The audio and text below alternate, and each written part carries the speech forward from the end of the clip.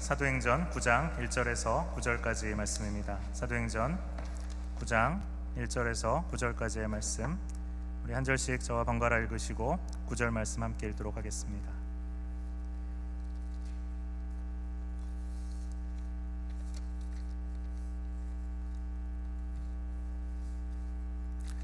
사도행전 9장 1절부터 말씀 봉독합니다. 사울이 주의 제자들에 대하여 여전히 위협과 살기가 등등하여 대제사장에게 가서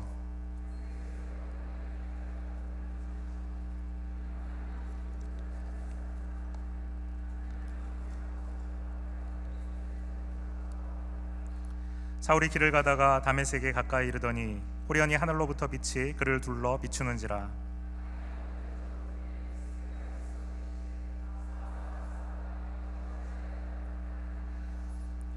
대답하되 주여 누구시니이까? 이르시되 나는 네가 박해하는 예수라.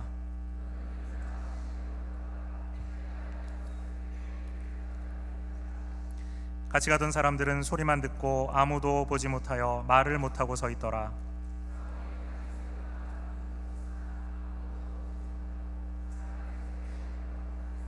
함께 읽습니다. 사흘 동안 보지 못하고 먹지도 마시지도 아니하니라. 아멘. 잠시 함께 기도하겠습니다. 하나님, 우리에게 하나님 말씀하여 주시기를 원합니다. 하늘의 문을 여시고 우리 위에 주의 음성을 들려주시옵소서. 이 시간 주의 성령을 우리에게 보내어 주셔서 말씀을 들을 수 있는 들을 귀를 허락하여 주시옵소서. 주님의 말씀 앞에 겸손히 엎드리게 하여 주시옵소서.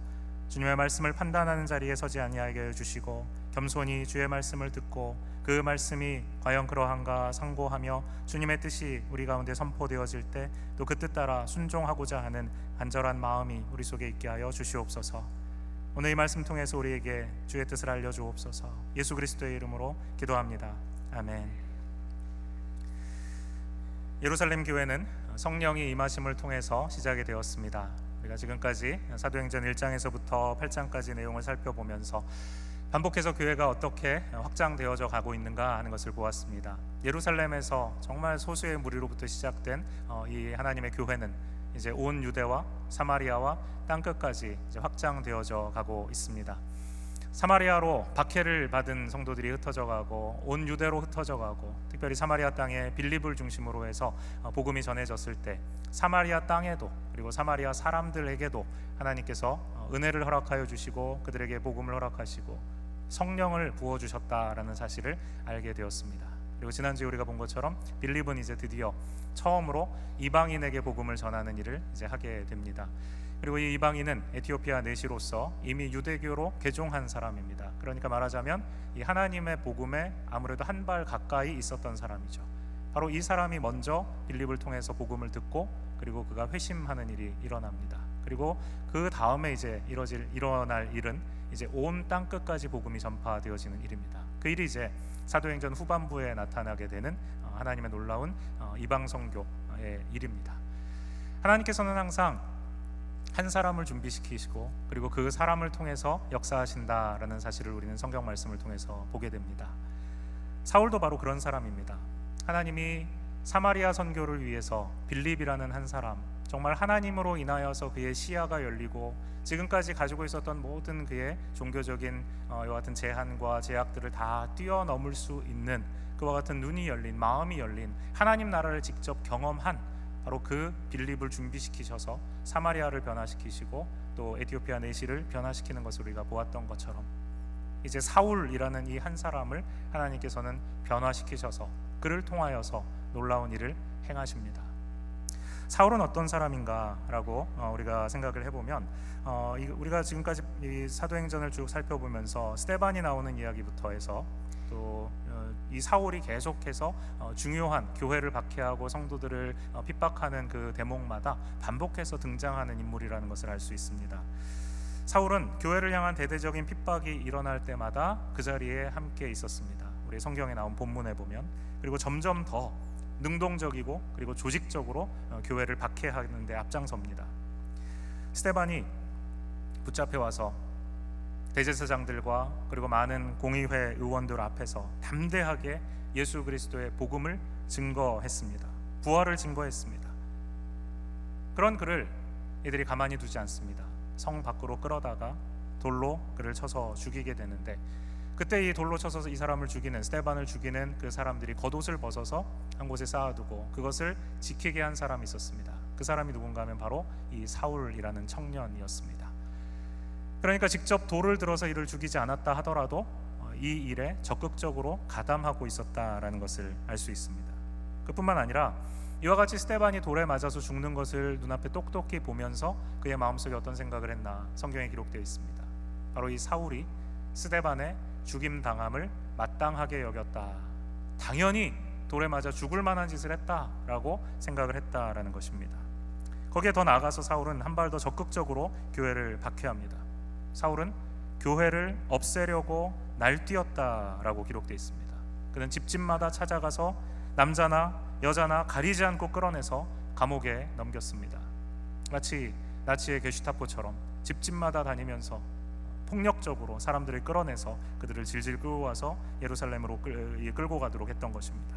그는 바로 이와 같이 교회를 없애는 것을 자기의 가장 소중한, 아직 가장 중요한 사명으로 여겼던 것 같습니다. 그래서 사울은 여전히 주님의 제자들을 위협하면서 살기를 띠고 있었다, 살기가 등등했다라고 9장 1절에 기록이 되어 있죠. 그래서 그는 무엇을 하는가 하면 대제사장에게 찾아갑니다. 그래서 대제사장으로부터 이제 편지를 요청을 받으려고 하는 것입니다. 그 편지는 그 다메섹에 있는 여러 회당들에 이제 전해질 편지입니다.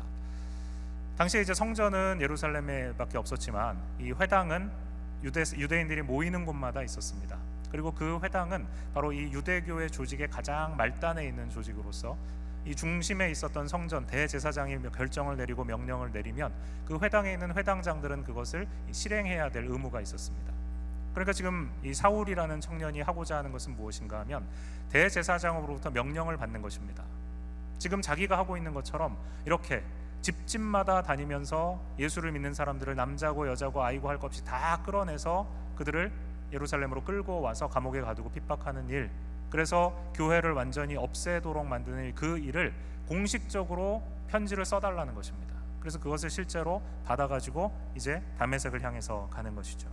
사도행전 후반부에 이제 비롯되는, 기록되어 있는 바울의 이야기, 예수님을 만나서 이방인들을 구원하기 위해서 정말 복음을 전할 이 사도로 사역하게 되는 이 바울은 다메섹에서 예수님을 만나기 전에 자기의 행동이 어떠했는가 하는 것을 친히 이렇게 기록하고 있습니다. 갈라디아 성도들에게 이렇게 얘기하죠. 내가 전에 유대교에 있을 적에, 내가 전에 유대교에 속해 있을 때 한 행위가 어떠했는가를 여러분이 이미 들은 줄 압니다. 그러니까 이 사울이라는 이 인물은 당시에 너무너무 유명한 사람이었다는 것입니다. 이 사울이 떴다 그러면 교회가 남아나지 않고 성도들이 다 잡혀가고 끌려가는 일들, 그래서 이 악명 높은 사람이었다는 것입니다. 그래서 그 멀리 떨어져 있는 이 갈라디아 교인들조차도 이 사울이 어떠한 사람이었는가 하는 것을 들을 정도였다는 것이죠. 그리고 자기에 대해서 뭐라고 얘기하는가? 나는 하나님의 교회를 몹시 박해하였고 아주 없애버리려고 하였습니다 라고 했습니다. 하나님의 교회를 몹시 박해하고 그리고 결국 교회를 아주 완전히 없애버리려는 것이 바로 이 사울의 이 소망이었습니다. 저는 바울이 갈라디아 1장 13절에 얘기한 이 말씀 중에 특히 두 단어를 주목합니다. 몹시라는 단어와 아주라는 단어입니다. 이만저만한 박해가 아니었습니다. 몹시 박해했습니다. 성도들을 마치 밀가부로 듯이 그렇게 성실하게 몹시 그가 할 수 있는 온 힘을 다해서 박해했습니다. 결국 교회를 아주 완전히 없애버리는 것이 그 목적이었습니다. 이런 사람을 하나님께서 바꾸시는 것입니다. 하나님께서는 그의 교회를 보호하기 위해서 바로 이 사울이라는 가장 핍박의 최일선에 서서 마치 돌격대장처럼 이 일을 지휘하고 있는 이 사울을 하나님께서 변화시킴으로 교회를 보호하십니다. 교회를 단순히 보호하신 것뿐만이 아니라, 그래서 이 사울을 그냥 제거하신 것이 아니라 가장 이방인들을 향한 이 복음의 사역에 적합하지 않을 것 같은 이 한 사람을 하나님께서는 완전히 바꾸셔서 그가 이제와는 정반대의 일을 하게 하십니다. 복음의 도구가 되게 하십니다. 이방인을 위한 사도가 되게 하시는 것입니다. 하나님은 늘 이와 같이 일을 하십니다. 가장 하나님이라 어울릴 것 같지 않은 사람, 가장 연약하여서 도저히 하나님 일에 쓰임받지 못할 것 같은 그와 같은 교회, 바로 이와 같은 너무너무 연약해서 혹은 너무너무 복음의 사역과는 관계가 없는 오히려 하나님을 대적하는 자들을 하나님 오늘도 변화시키셔서 하나님의 뜻에 맞게 사용하십니다. 어쩌면 이 자리에 앉아 계신 여러분들 중에서도 나는 너무나도 부족하고, 나는 너무나도 무력하고, 어떻게 보면 나는 너무나도 하나님의 말씀에서부터 아직도 거리가 먼 것 같다, 그래서 이렇게 나가서 복음을 증거하는 일, 하나님을 예배하는 일, 이런 일은 나는 별로 적합하지 않은 것 같다 라고 생각하는 분들이 계실지도 모르겠습니다. 난 내 입술 통해서 이렇게 주님을 증거할 만큼 담대한 믿음도 없다 라고 생각하시는 분들이 계실지도 모르겠습니다. 아마 많은 분들이 그럴 것 같아요.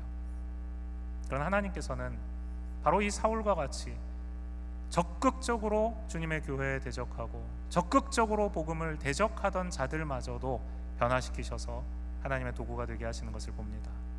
오히려 나의 연약함은, 오히려 나의 부족함은, 오히려 우리 공동체의 연약함은 하나님이 자신을 의지하지 아니하고 우리의 능력을 의지하지 아니하고 하나님의 일을 하나님의 방법으로 하는 것을 보여주는데 가장 좋은 도구가 될 수 있습니다. 그러므로 우리는 나 자신을 포함해서 우리 곁에 있는 형제자매들을 보면서 판단하고 정죄하는 자리에 설 것이 아니라 하나님께서 저 영혼을 변화시키시고 그를 통하여서 어떤 일을 행하실 것인가 하는 것을 소망하고 기대하는 마음으로 서로를 보고 격려해 줄 수 있으면 좋겠습니다. 사울은 하나님께서 변화시킨 이 놀라운 변화를 경험한 이후에 완전히 다른 사람이 됩니다. 오늘은 우리가 그 과정을 보고 있습니다. 하나님께서 사울을 어떻게 만나 주셨는가 하는 것입니다. 사울이 예수님을 믿는 성도들을 체포해서 예루살렘으로 끌고 가기 위해서 다메섹을 향해서 가고 있는 중이었습니다. 그곳에 거의 다 이르렀다라고 되어 있습니다. 그때 일이 일어납니다. 사울이 길을 가다가 바로 이 다메섹에 가까이 이르렀을 때 갑자기 하늘에서 환한 빛이 그를 둘러 비춥니다. 그리고 그는 땅에 엎드러집니다. 그리고 그는 사울아 사울아 내가 왜 나를 핍박하느냐라는 음성을 듣게 됩니다. 사울은 여기서 분명히 빛을 보았다, 하늘로부터 환한 빛이 그에게 비추었다라고 기록되어 있습니다. 바울은 이 경험을 너무너무나도 강렬한 경험으로 하였기 때문에 반복해서 바로 이 만남을 성경에서 이야기합니다. 기회만 되면 자신의 간증을 통해서 예수님을 만난 이 이야기를 하고 있습니다. 이 빛이 무엇인가 하는 얘기를 합니다. 고린도전서 9장 1절에 보면 내가 자유인이 아닙니까? 내가 사도가 아닙니까? 내가 우리 예수를 뵙지 못하였습니까? 라고 물어봅니다. 사도라는 사람들은 바로 예수님을 직접 만나 예수님으로부터 부름받아 직접 부름받아서 예수님과 함께 다니며 예수님의 말씀을 배운 사람들입니다. 바로 그 사도가 바로 이 사도의 숫자 안에 들어갔다라는 것입니다. 어떻게 된 것입니까? 직접 예수를 만났다는 것입니다. 예수님이 그에게 직접 찾아오셔서 예수님이 그를 택하셔서 그를 사도로 삼아주셨다는 것입니다. 뿐만 아닙니다. 고린도전서 15장 8절에 보면 맨 나중에 달이 차지 못하여서 만삭되지 못하여서 태어난 자 같은 나에게도 보이셨느니라, 나에게도 나타나셨습니다 라고 말하고 있는 것입니다. 예수님께서 그에게 나타나셨다는 것입니다. 언제 나타나셨다는 것입니까? 바로 이 사도행전 9장 다메섹의 광야에서 예수님께서 그에게 나타나셨다는 것이죠. 갈라디아서 1장 16절에도 그 아들을 이방 사람에게 전하게 하시려고 그를 나에게 기꺼이 나타내 보이셨다라고 말하고 있습니다. 예수님이 기꺼이 자신을 사울에게, 바울이 된 사울에게 나타내 보이신 것입니다. 예수님께서 그에게 나타나시고 그리고 그에게 말씀하십니다.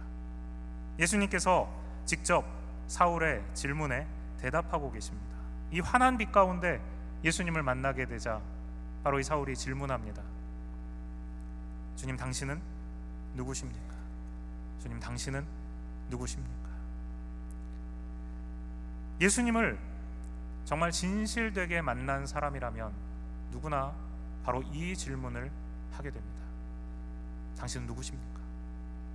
내 곁에 계신 당신은 누구십니까? 나에게 말씀하시는 당신은 누구십니까? 내가 믿고 따라야 되는 당신은 도대체 누구십니까? 이분이 누구신가 하는 것을 아는 것에서부터 우리의 모든 신앙이 시작됩니다. 이분을 누구신가 하는 것을 아는 것에서 우리의 모든 순종이 시작됩니다. 이분이 누구신가 하는 것을 아는 것에서 우리의 인생에 달려갈 목표가 생깁니다. 사울이 이 놀라운 빛 가운데 임하신 바로 그분을 바라보면서 주님, 당신은 누구십니까? 물어보고 있습니다. 그리고 이 질문과 함께 그는 엎드러졌습니다. 땅에 엎드러졌다라는 것은 가던 길의 방향이 완전히 바뀌었다라는 것입니다. 예수님이 누구신가? 예수님이 누구신가? 그분이 나에게 자신을 누구라고 보여주시는가 하는 것을 깨닫게 되면서 지금까지 그가 걸어왔던 길들이 다 바뀐 것입니다. 에티오피아 내시 본문을 여러분 기억하시죠? 그는 예루살렘으로 가는 먼 길을 가서 예루살렘 성전에 이르러서 그곳에서 하나님 앞에 드리는 예배에 참여하고 그리고 다시 자기가 있던 에티오피아로 돌아가는 길이었습니다. 그가 돌아가는 길은 결코 발이 가볍지 않았습니다. 그는 예배를 드렸지만 하나님의 말씀을 심지어는 펼쳐놓고 읽고는 있지만 그 말씀이 무엇을 의미하는지 알지 못한 채 계속해서 질문과 의문과 회의 가운데 그는 다시 에티오피아로 돌아가는 길이었습니다. 바로 그 길 가운데 성령께서는 빌립을 보내셔서 그 길에서 바로 이 에티오피아 내시를 만나게 하십니다. 그리고 그가 걸어가고 있던 그 길이 어떤 길인가 하는 것을 깨닫게 하시고 그에게 복음을 듣고 그 자리에서 회심하고 세례를 받도록 만듭니다. 그리고 그는 지금까지 그가 가던 길, 에티오피아를 향해서 가던 그 길을 이제는 계속 가게 됩니다. 그런데 지금까지 빌립을 만나기 전까지 가던 길과 빌립을 만난 이후에 세례받고 예수 그리스도를 만나고 나서 회심하고 회개한 뒤에 에티오피아 내시가 가는 길은 전혀 다른 길이었습니다. 겉으로는 같은 길 같아 보입니다. 에티오피아를 향하는 바로 그 길입니다. 그러나 이 에티오피아 내시의 마음속에는 말할 수 없는 변화가 생겨났습니다. 바로 이 내시는 거듭나서 이제는 새로운 생명 가운데 살아가는 새로운 목표와 새로운 삶의 이유를 가지게 된 사람으로 이제 그 길을 걸어가게 됩니다. 사울도 마찬가지입니다. 그가 걸어가던 길은 자신의 신념을 따라서 자신의 지식과 자신의 종교라는 범위, 신앙의 범위 안에서 가장 중요하다고 믿었던 성도들을 잡아 죽이고 교회를 완전히 없애버리는 그 일이 가장 중요하다고 믿는 그 일을 하기 위해서 다메섹으로 그는 가는 길이었습니다. 그리고 그 길에서 그는 예수님을 만납니다. 그리고 바닥에 엎어집니다. 결국 예수님을 만나서 진정한 회심을 경험하게 되자 그의 삶의 방향과 목적이 180도 달라지게 되는 것입니다. 이 두 사람의 회심의 장소는 다르고 회심의 방법도 다르고 또 회심의 과정과 방식은 다 다릅니다. 그러나 에티오피아 내시와 사울의 회심의 이 경험은 한 가지 공통점이 있습니다. 그것은 바로 예수 그리스도와의 만남이 있었다는 것입니다. 에티오피아 내시는 이사야서 53장 말씀을 읽으면서 이 본문에서 선지자가 이야기하고 있는 바로 그 제물 대신 어린 양, 제물되는 어린 양이 바로 예수 그리스도 그분이심을 만나 깨달아 알게 됩니다. 그리고는 진정한 복음, 예수 그리스도의 복음을 만나 예수님을 만나게 됩니다. 그것이 그를 변화시켰습니다. 사울도 마찬가지입니다. 환한 빛 가운데 직접 그에게 나타나신 예수님께 당신은 누구십니까? 나는 네가 핍박하는 예수다. 바로 이 예수님과의 만남을 통해서 그는 변화되었습니다. 그러므로 한 사람이 변화된다라는 것은, 한 사람이 회심하고 그리스도인이 된다라는 것은 예수 그리스도의 만남, 그것이 없이는 불가능한 일이라는 것입니다. 여러분에게도 이 사울처럼 길을 가다가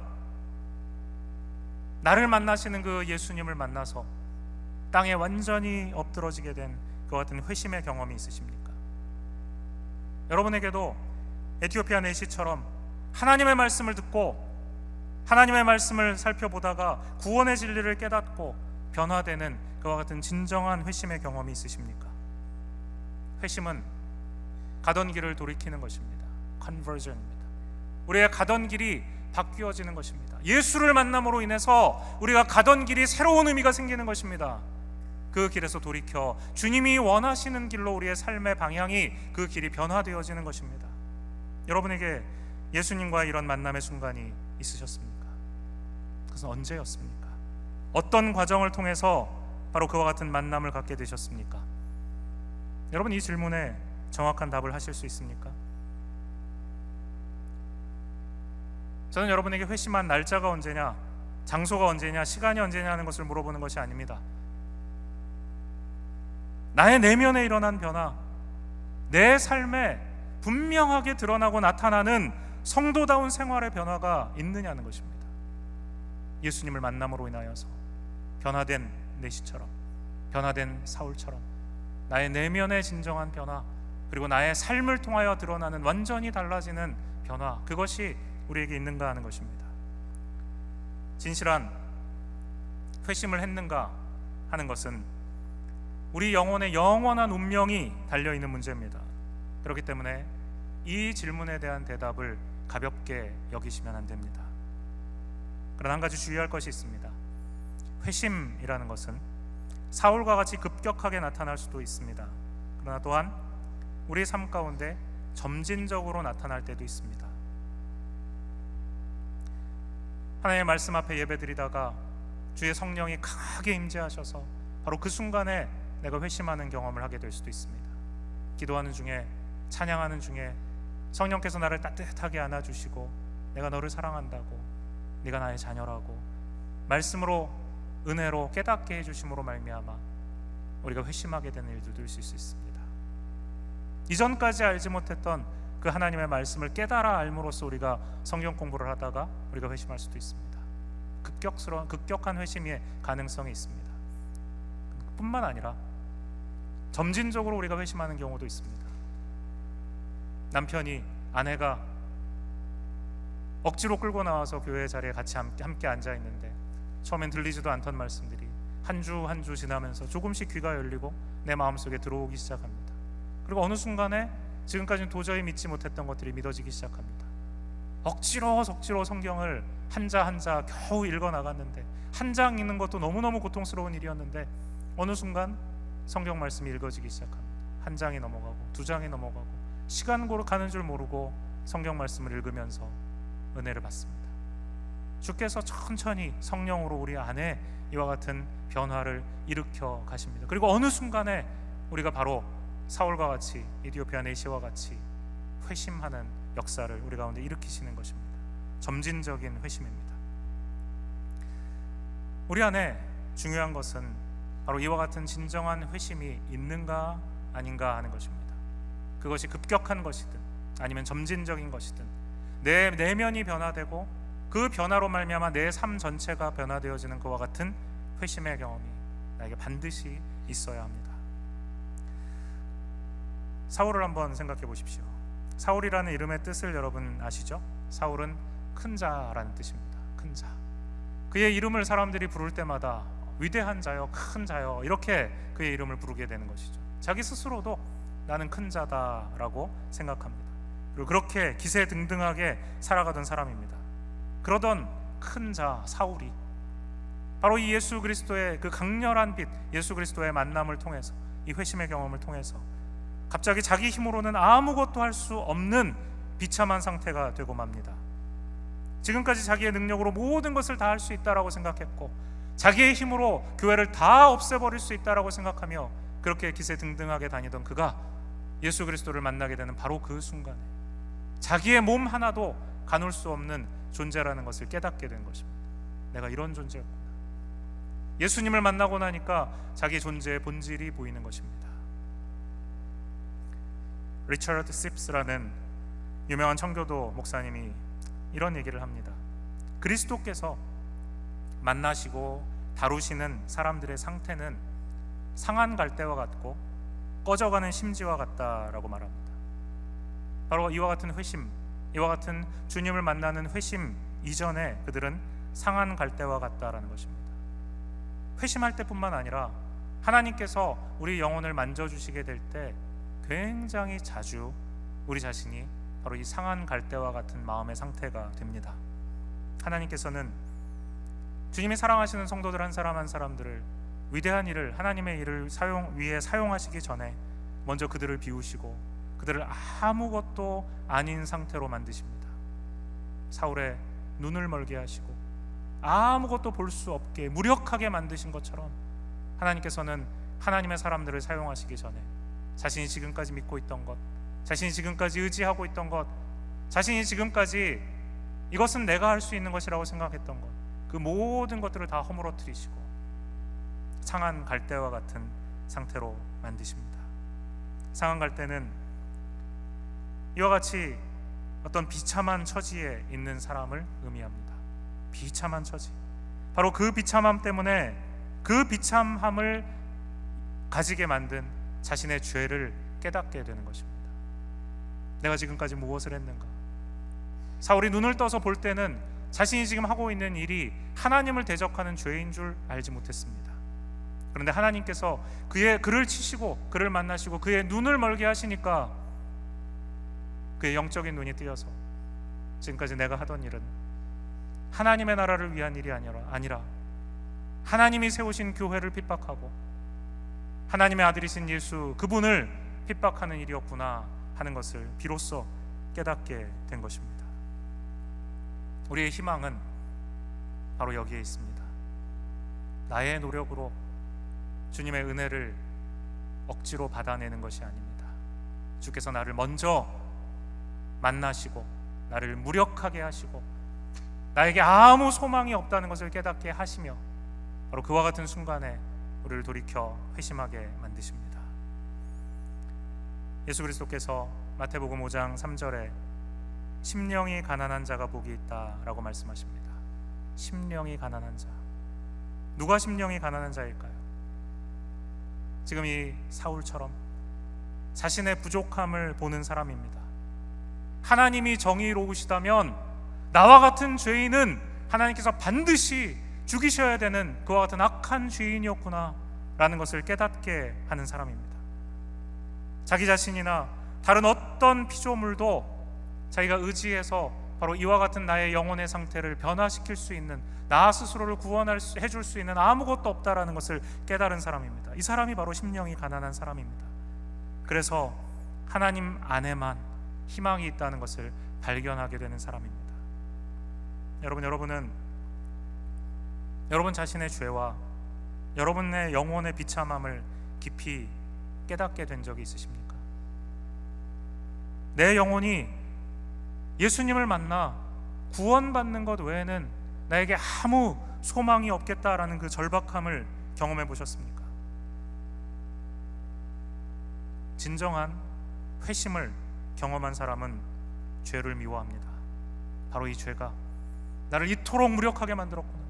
바로 이 죄가 본다고 생각했던 내가 실제로 나 아무것도 보지 못한 채 주님으로부터 멀어져 주님의 뜻과는 상관없는 오히려 주님을 대적하는 일을 하게 만들었구나. 그것을 깨닫기 때문에 회심한 사람은 죄를 미워합니다.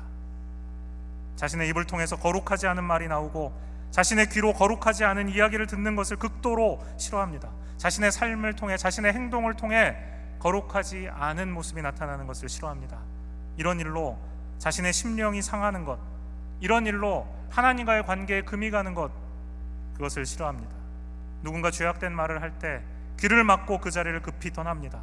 자신의 입을 통해서 거룩하지 않은 말이 나오려고 한다면, 나도 모르게 거룩하지 않은 말이 나오려고 할 때 차라리 내 자신의 입을 막고 입 밖으로 더러운 말이 빠져나오지 않기를 선택합니다.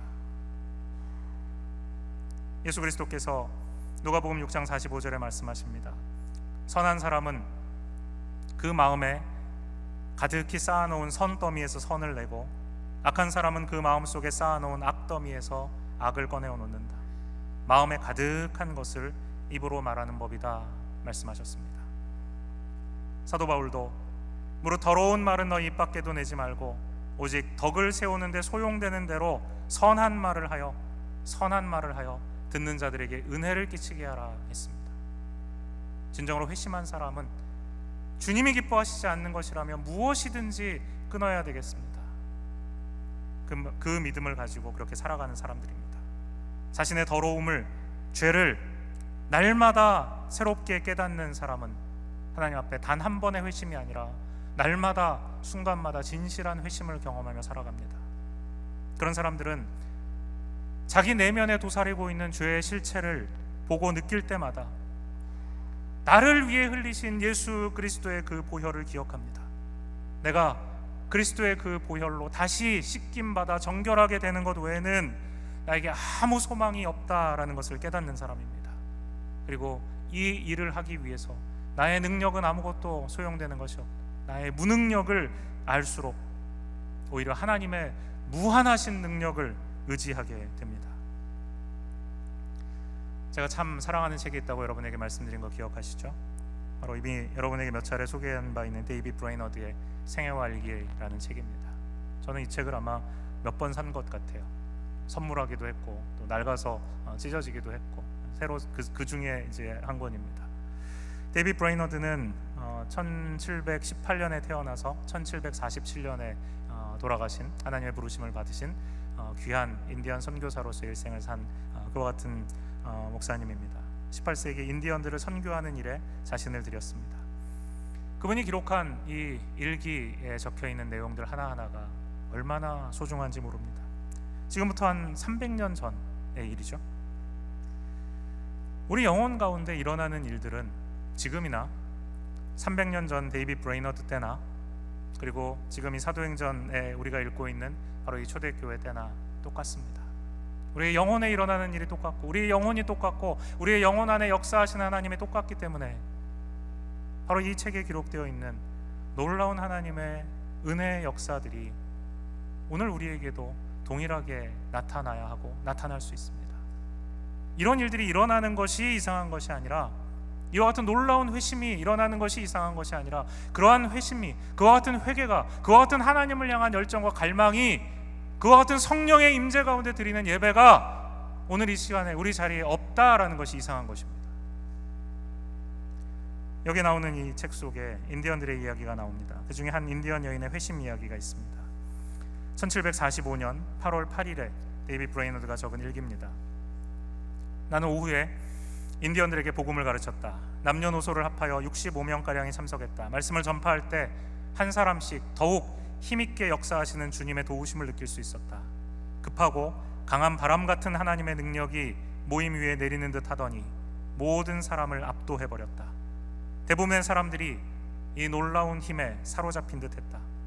불어난 홍수나 휘몰아치는 경류가 견디기 힘든 무게와 압력으로 그 앞에 거치는 것들을 휩쓸어 버리는 현상에나 비유할 수 있을까?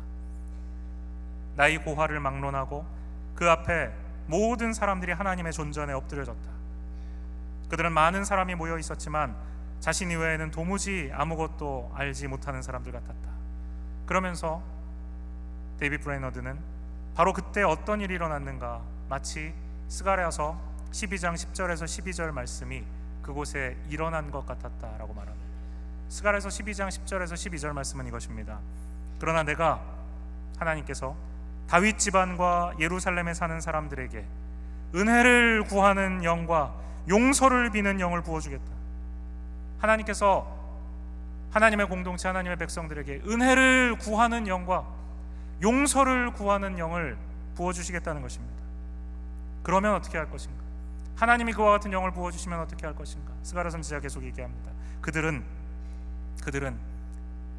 나 곧 그들이 찔러 죽인 그를 바라보고서, 바로 예수 그리스도이시죠.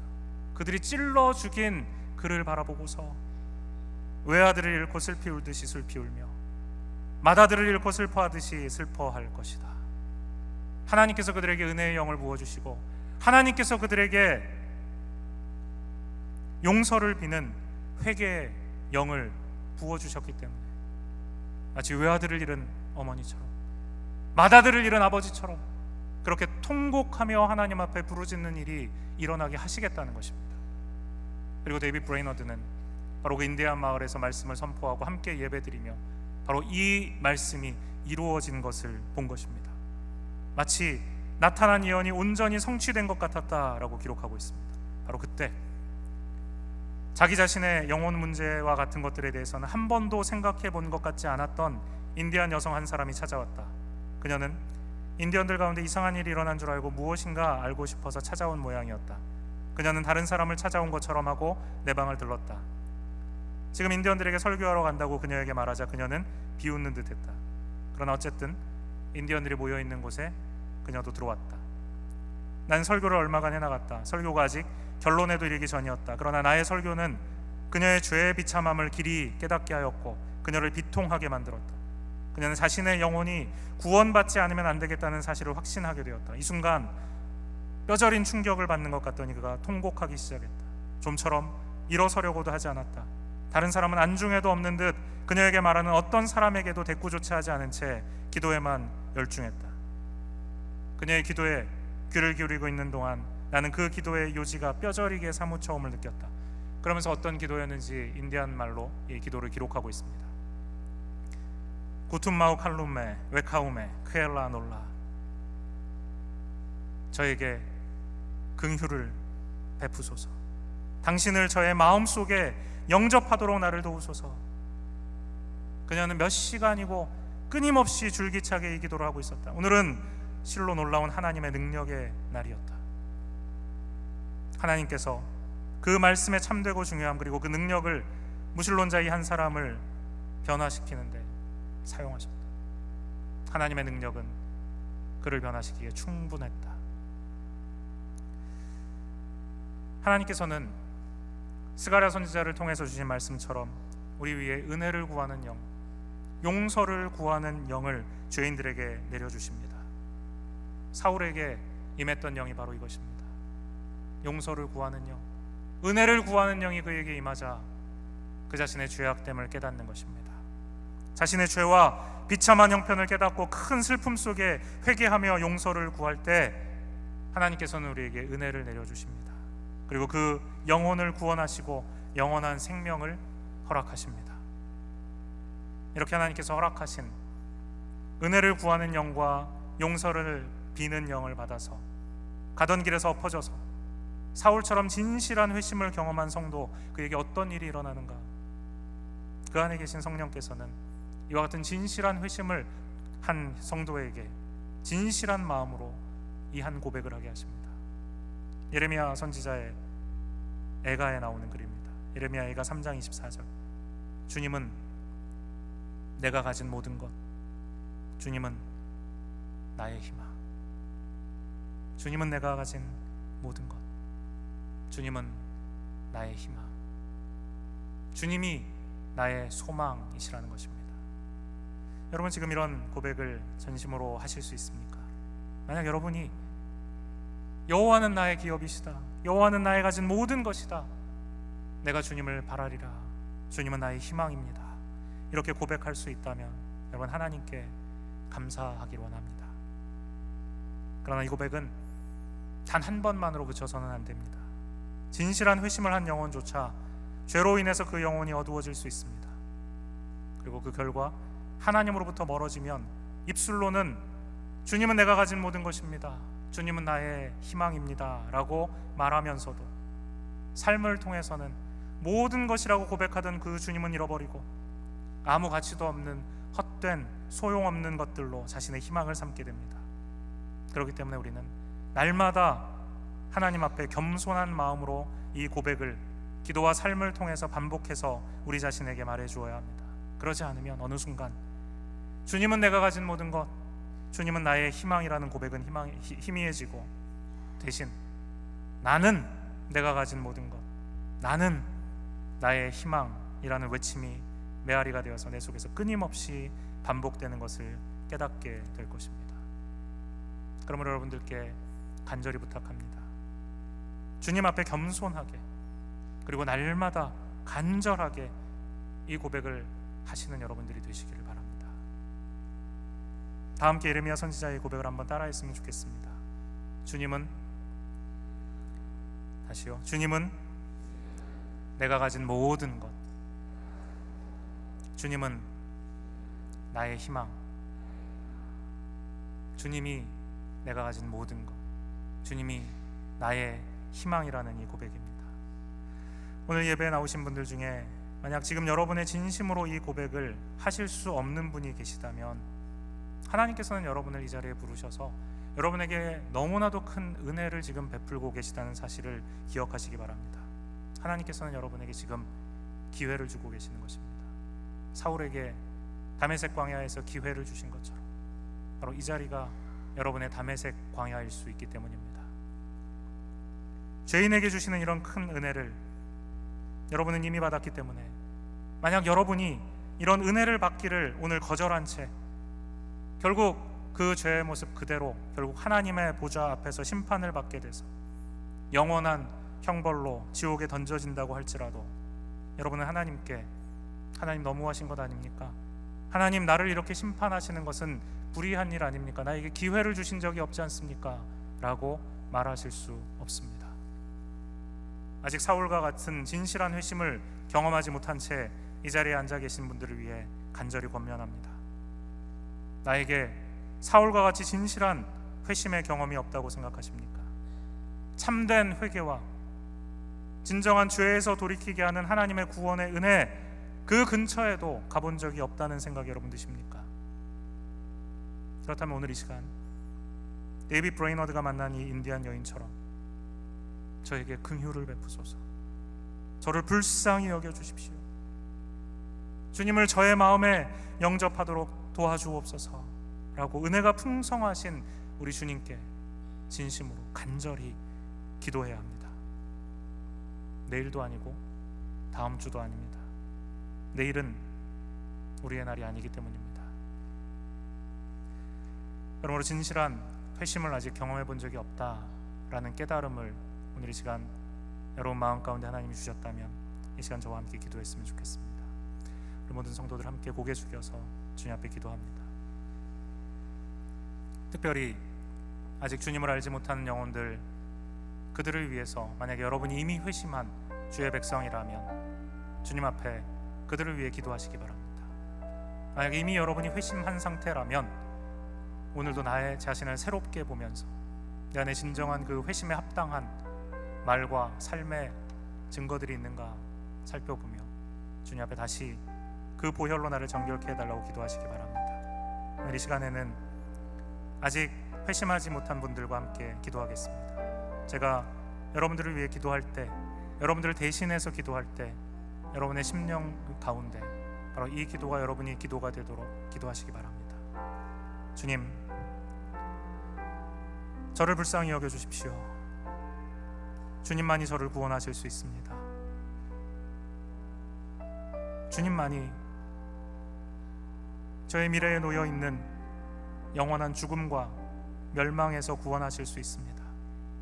주님만이 나를 그 죽음에서 건지셔서 영원한 생명의 나라로 옮겨주실 수 있습니다. 이 시간 내 마음을 열고 주님을 내 안에 영접하기 원합니다. 내 안에 들어오셔서 나를 구원해 주시고 나의 모든 죄를 용서하시고 주의 백성 삼아 주옵소서. 예수님의 이름으로 기도합니다. 아멘. 오직 주님만이 우리의 구원자 되십니다. 그분의 은혜, 예수님의 보혈, 그 보배로운 피가 우리를 살립니다. 우리 시간 자리에서 일어나셔서 하나님의 말씀을 기억하며 함께 찬양